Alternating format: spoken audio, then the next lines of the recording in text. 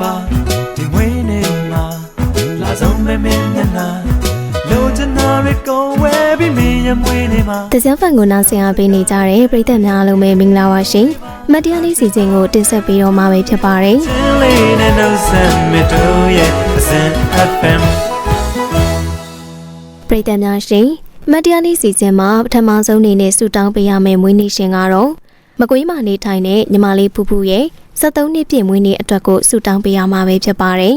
မကွေးမှာနေထိုင်တဲ့ညီမလေးဖူဖူရဲ့73နှစ်ပြည့်မွေးနေ့အတွက်ကိုတော့မကွေးမှာနေထိုင်တဲ့ခင်မြင့်ဆွေမတူစာခိုင်မတူစာလိုင်းနဲ့တင်စာနယ်တို့ကပါဝင်တောင်းဆိုပေးထားတာပဲဖြစ်ပါတယ်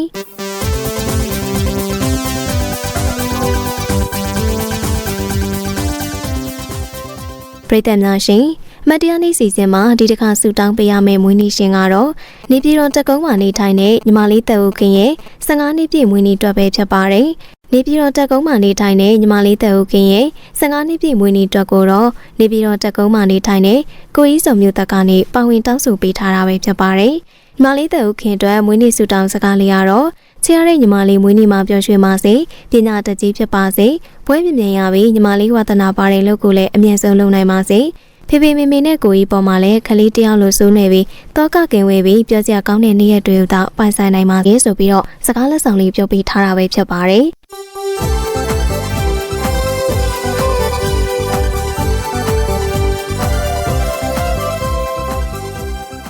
ပရိသတ်များရှင်အမတ်တရားနေ့စီစဉ်ရဲ့ချစ်ချင်းစီစဉ်ကနေပရိသတ်တွေအားလုံးကိုကြိုဆိုလိုက်ပါတယ်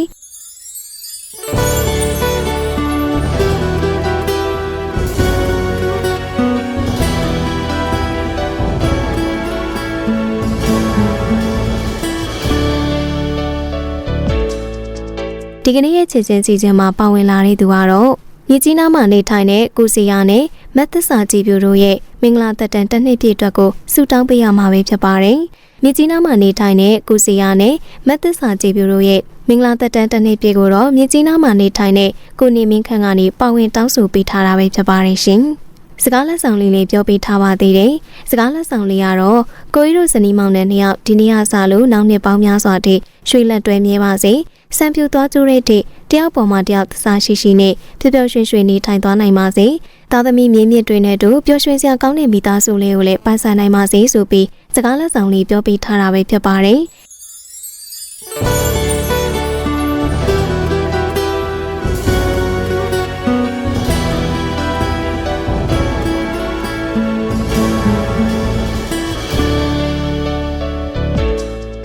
ပရိသတ်များရှင်ဒီနေ့ရဲ့အမတ်တရားနေ့စီစဉ်ကိုတော့မရတင်ဆက်ပေးခဲ့တာပဲဖြစ်ပါတယ်။မတ်တရားနေ့စီစဉ်မှာပရိသတ်တွေကပါဝင်တောင်းဆိုကြနေဆိုရင်တော့သစင်အဖန်ရဲ့ဖုန်းနံပါတ်ဖြစ်တဲ့3933631639နဲ့399899399955တို့မှာနေ့စဉ်နေ့လေးတနာရီကနေ2နာရီတွင်ပါဝင်တောင်းဆိုလို့ရသလိုသစင်အဖန် Entertainment YouTube Channel မှာလည်း comment လေးတွေပါဝင်ရေးသားပြီးတောင်းဆိုလို့ရပါတယ်ရှင်။နားဆင်အားပေးခဲ့ကြတဲ့ပရိသတ်တအုပ်တယောက်ချင်းစီတိုင်းကိုလည်းကျေးဇူးထူးပဲတင်ရှိပါတယ်ရှင်။